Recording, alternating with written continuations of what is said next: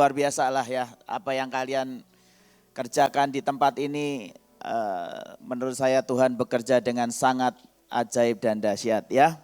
Oke, perkenalkan saya namanya Pak Sugi. Ya.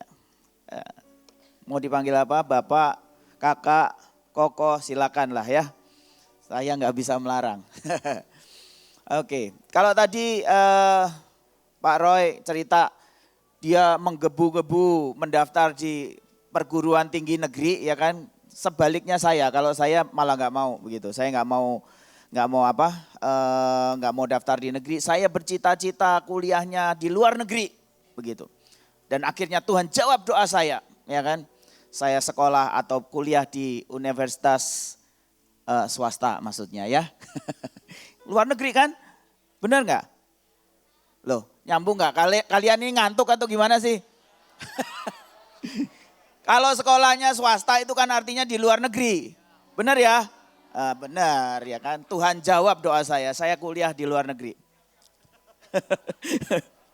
Saya 2 kali dapat sesi di jam-jam yang berat seperti ini. Ya biasanya kalau penyakit orang Indonesia itu gitu. Perut diisi pasti naik ke mata. Ya kan? Matanya jadi berat. Bukan perutnya yang berat, matanya yang berat. Ngantuk alias begitu ya. Saya coba cepet aja. Nanti kalau kalian mau materi pengajaran hari ini kalian bisa minta ke saya. Syaratnya gampang, follow Instagram saya.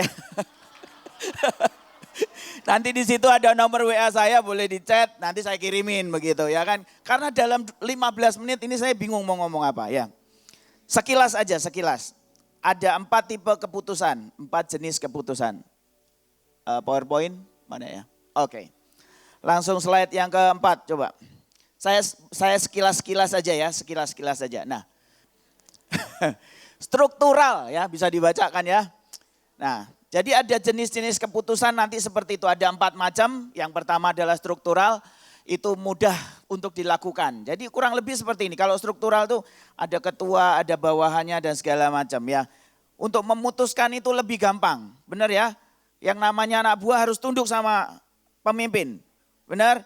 Kalau kalian di gereja punya gembala, kalian harus tunduk atau enggak? Tunduk ya? Benar. Di sini ngomong tunduk, pulang nanti nanduk-nanduk gitu kan.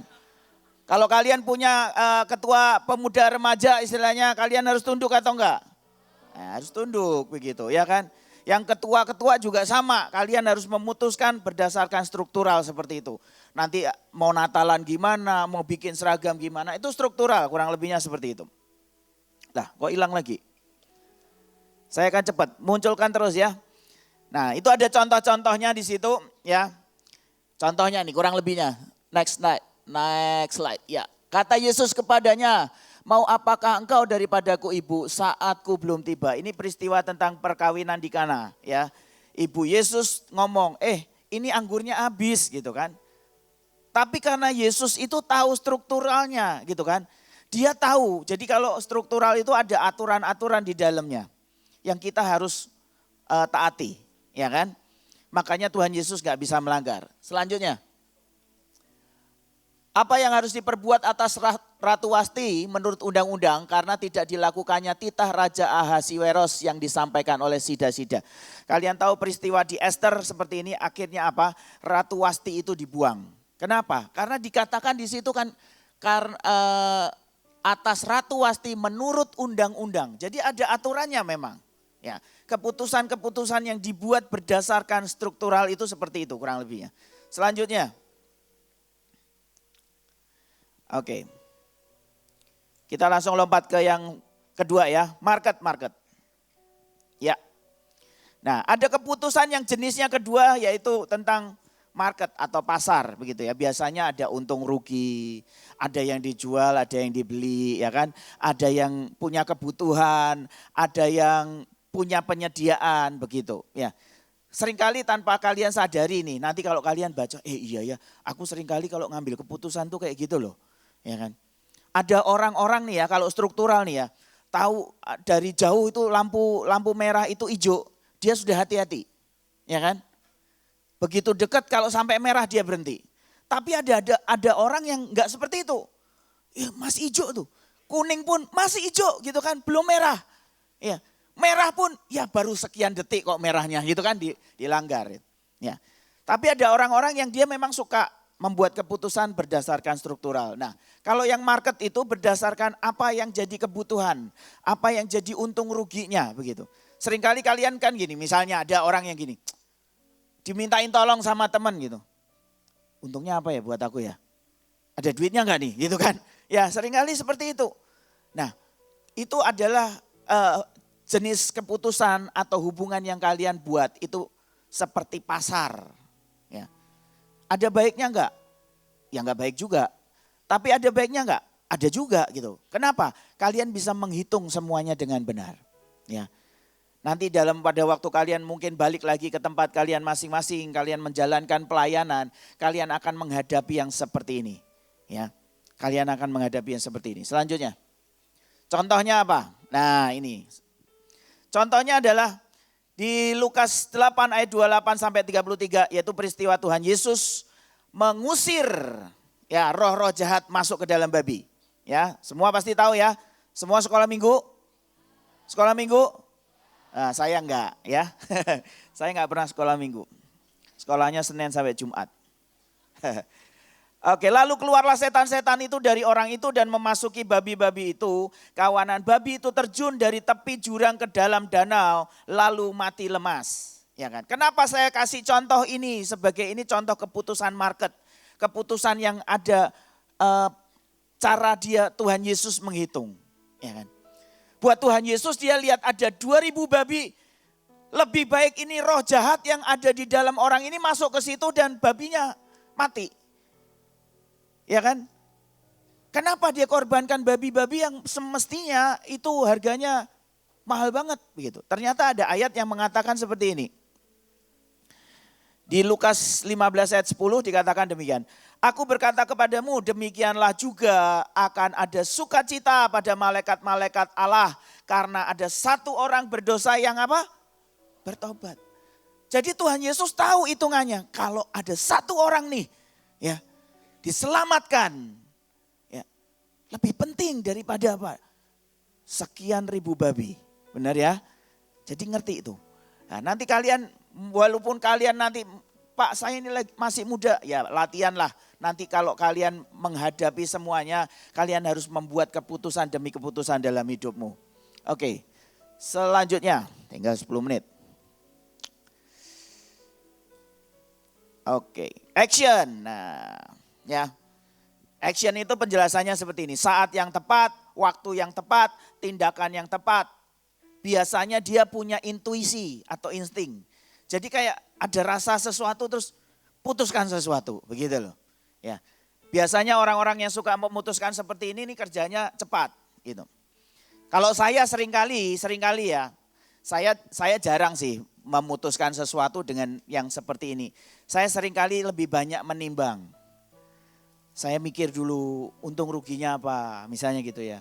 Nanti misalnya kelemahannya apa nih misalnya. Nah biasanya kalau orang-orang yang seperti ini udah pokoknya begitu yang ngasih instruksi aja belum selesai ngomong dia udah pergi. Begitu. Udah dilakuin semuanya. Ya. Pokoknya cepat, ya. Dia berani juga dan tegas juga. Contohnya di dalam Alkitab adalah di mana ini? Yohanes 2 ayat yang ke berapa? 15 ya. Berapa sih? Tulisannya kekecilan. 15 benar. Ia membuat cambuk dari tali lalu mengusir mereka semua dari bait suci dengan semua kambing domba dan lembu mereka. Uang penukar-penukar dihamburkannya ke tanah dan meja-meja mereka dibalikkannya. Tuhan Yesus lakukan itu begitu dia lihat. Dia langsung ambil keputusan dan dia lakukan itu. Tanpa dia pikir panjang loh. Dia enggak mikir lagi nanti ini pedagang-pedagang dagangannya gimana. Kalau mereka marah gimana. Kalau mereka gebukin saya gimana, itu enggak pernah mikir. Ya. Karena dia tahu begitu dia lihat itu instingnya langsung muncul. Dia tahu bahwa itu salah, makanya dia langsung kerjakan. Itu action. Oke, yang terakhir. Sebelum kita nanti akan menutup ya. Cepat banget ya. Hubungan, nah ini seru nih. Itu bukan pacaran loh ya, itu hubungan. Ya. Hubungan itu penjelasannya seperti ini. Jadi setiap keputusan itu berdasarkan adanya pengertian. Ada hati, ada perasaan, ada kedekatan, ada pertimbangan juga, ada perhitungan yang matang. Ya. Nah, contohnya adalah pada waktu Tuhan Yesus mau disalib, ya, dia ngomong gini ke murid-muridnya. Lalu katanya kepada mereka, hatiku sangat sedih, seperti mau mati rasanya. Tinggallah di sini, berjaga-jagalah dengan aku. Saya tanya sama saudara, adakah murid-muridnya yang berjaga-jaga sama dia? Hah? Gak ada kan? Gak ada. Karena mereka seperti gak punya hubungan, gak ngerti maunya Tuhan apa. Gitu. Padahal ini sangat-sangat penting. Kalau nanti kalian masuk di dalam pelayanan, pulang ke tempat kalian masing-masing. Engkau harus sering punya hubungan dengan Tuhan supaya apa? Supaya engkau tahu apa yang engkau harus putuskan hari demi hari. Ngerti ya? Mungkin dalam waktu yang cuma 15 menit saya coba merangkum.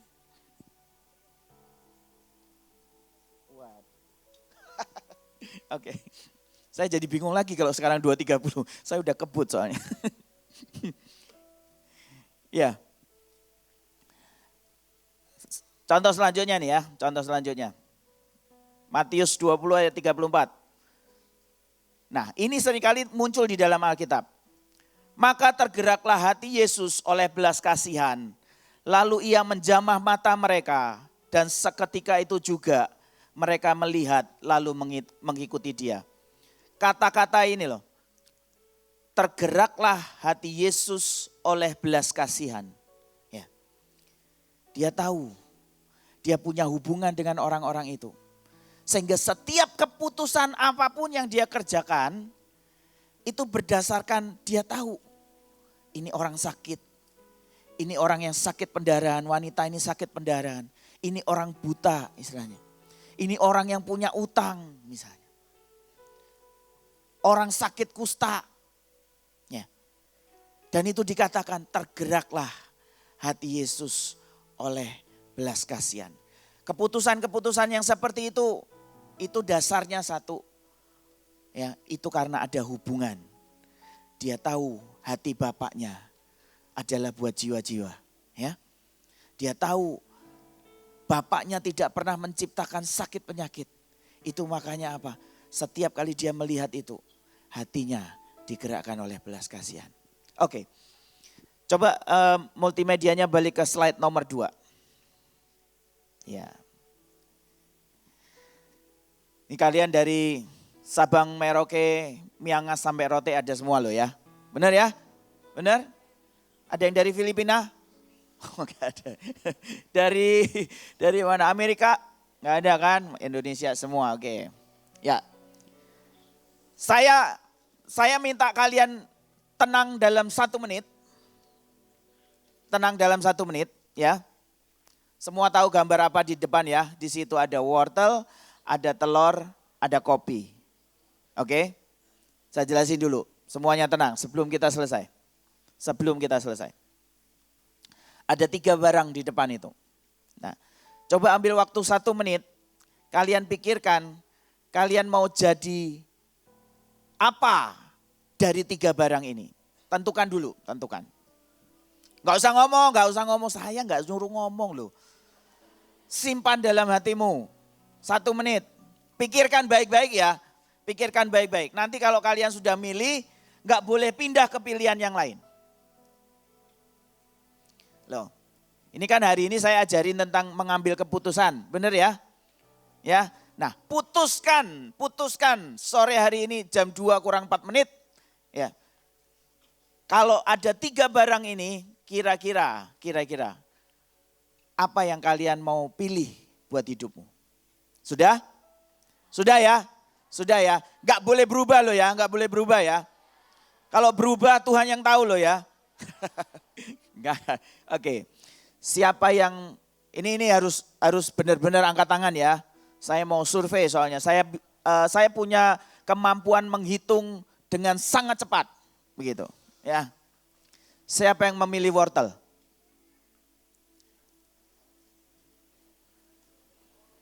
Oke. Ada 75 orang kurang lebih. Nggak percaya, hitung sendiri. Kalau nggak percaya. Oke. Udah ya, benar ya. Nanti ya sudah milih wortel jangan angkat tangan lagi loh. Nanti kalian jadi pelin-pelan itu. Sekali lagi. Coba saya kunci ya, saya kunci. Siapa yang pilih wortel? Pilih wortel. Oke, sip. Sudah ya. Oke. Yang kedua, siapa yang pilih telur? Wah, pada mau jadi telur semua. Iya, mau jadi telur ya. Oke, terakhir. Kayaknya kopi pendukungnya sedikit nih ya. Siapa yang pilih kopi? Gak mau kalah ternyata ya. Nah, oke. Turunkan. Kita akan coba lihat ya. Ini keputusanmu loh ya. Ini keputusan kalian ya. Kan tadi saya ajarin bagaimana membuat keputusan. 4 tipe keputusan. Nah, kita akan lihat di next slide. Apa yang terjadi, ini tiga bahan ini mengalami proses yang sama. Jadi ada air yang direbus, dipanaskan, wortelnya dimasukkan, telurnya dimasukkan, kopinya dimasukkan. Ya. Jadi sop rasa kopi, enggak. Ya, pancinya beda-beda soalnya. Pancinya beda-beda. Ya. Nah, kita akan lihat nanti apa yang terjadi dengan 3 hal ini. Selanjutnya. Jeng. Lah kok munculnya langsung semua ya, padahal saya bikinnya muncul satu-satu. Ya sudahlah ya. Nasib pembicara terakhir. Oke, lihat. Kalau, saya nggak punya waktu banyak loh ya, tolong. Kalau engkau yang pilih wortel, nih, begitu engkau dimasukkan ke dalam air yang mendidih tadi, wortelnya langsung lembek, bener kan? Bener ya? Ada yang pernah masak sup sampai 3 jam wortelnya tetap keras? Gak ada. Oh, kompornya gak dinyalain. Kan saya bilang airnya mendidih.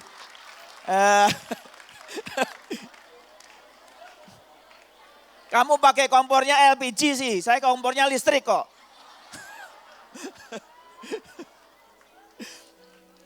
Yang kedua, yang pilih telur yang tadi ya. Kita lihat. Pada waktu telur itu yang semestinya bagus, isinya ada kehidupan di dalamnya. Benar kan? Tapi begitu dimasukkan ke dalam air yang panas tadi, telurnya jadi apa? Keras. Benar kan? Telur rebus itu loh. Yang tadinya dalamnya cair jadi keras. Begitu. Ya. Nah, tapi kita coba lihat apa yang terjadi pada kopi. Ya.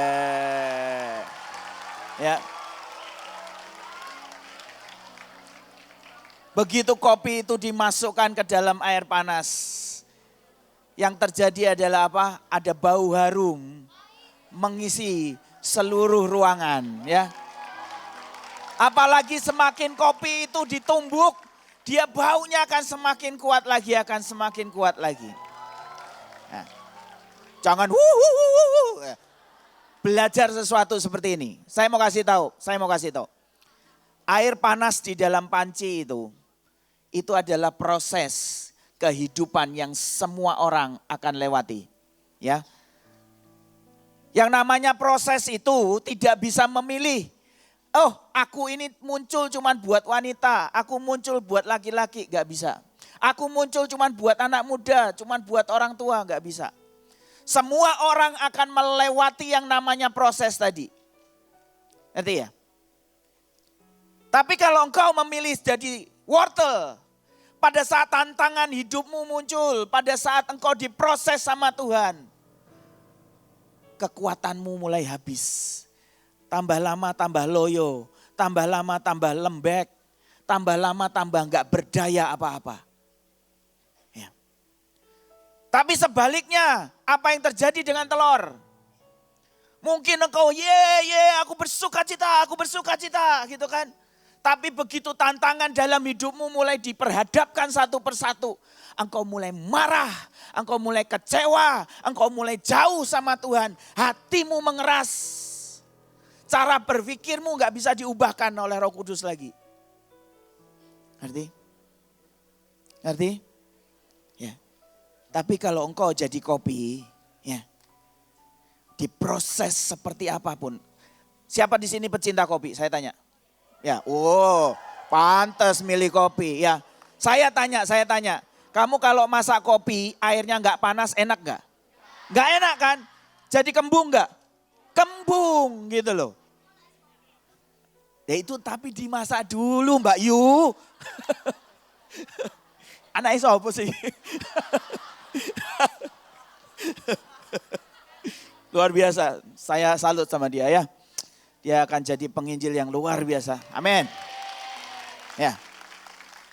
Semakin airnya panas, semakin prosesnya luar biasa, dia akan semakin memunculkan bau harum. Nah, tadi pada waktu saya menyiapkan semua di belakangnya, sejujurnya saya itu bingung. Aduh, ini dalam setengah jam mau ngomong apa? Saya udah siapin semuanya. Setengah jam ini mau ngomong gimana? Tiba-tiba Tuhan ngomong tentang hal ini. Ya, tiba-tiba Tuhan ngomong tentang hal ini. Sebentar, mungkin besok ada yang mungkin sudah pulang. Ya, saya kasih tahu. Engkau akan meninggalkan tempat ini, kembali ke pelayananmu masing-masing. Ngerti? Kalau tadi saya ajarkan tentang 4 tipe keputusan, tapi saya mau rangkum satu hal. Saya akan rangkum satu hal. Keputusan yang paling penting adalah engkau tidak pernah meninggalkan Tuhan Yesus. Amin. Amin. Keputusan yang paling penting kalau engkau tadi memutuskan ingin jadi kopi. Pulang dari tempat ini, engkau akan tetap membawa bau harum. Ya, kalau tadi Pak Roy bilang mungkin pulang nunggu sehari, 2 hari, 3 hari, 4 hari, 5 hari. Udah mulai luntur lagi semangatnya. Tapi biar sore hari ini, di sesi yang terburu-buru ini, buat sebuah keputusan yang paling benar dalam hidupmu. Ya, kalau tadi yang sudah sempat milih wortel dan telur, saya kasih kesempatan untuk pindah milih kopi. Siapa yang milih kopi sekarang? Loh kok masih ada yang gak angkat tangan tuh, kamu mau jadi apa?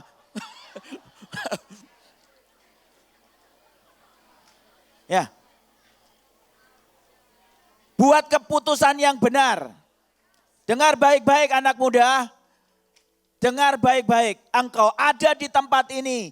Tuhan punya rencana yang besar untuk engkau ada di dalam sebuah generasi yang jauh lebih besar. Jauh lebih baik. Jauh lebih dahsyat. Kalau engkau pulang tidak membuat keputusan, dari hidupmu akan terus berbau harum. Dari hidupmu terus engkau jadi terang buat orang banyak. Dari hidupmu engkau terus jadi garam buat dunia. Dan jangan pernah engkau izinkan ujian apapun, masalah apapun, jebakan apapun itu menghabisi bau harummu. Amin. Amin. Saya berdoa benar-benar di sesi yang sangat-sangat singkat ini. Sebentar saya akan tutup. Kita akan berdoa sama-sama. Saya juga enggak akan altar call seperti biasa. Nanti saudara berdiri, nangis lagi, duduk lagi. Enggak. Ini keputusan. Ini keputusan. Ngerti? Ini keputusan. Engkau harus buat keputusan. Engkau tidak pernah menyesal mengikut Tuhan Yesus. Ya. Kalau tadi Pak Roy bilang, dia bertobat kelas berapa? 4 atau 5 tadi ya kan? Umur-umur segitu, itu justru saya lagi lucu-lucu dan nakal-nakalnya. Ya. Saya bertobat itu sudah sedikit kadaluarsa. Tapi buat saya, pada saat saya ambil keputusan itu, saya tidak pernah menyesal. Ya. Sebelum kalian pulang, ambil keputusan itu. Ambil keputusan itu. Kita akan berdoa. Saya minta bantu. I have decided to follow Jesus.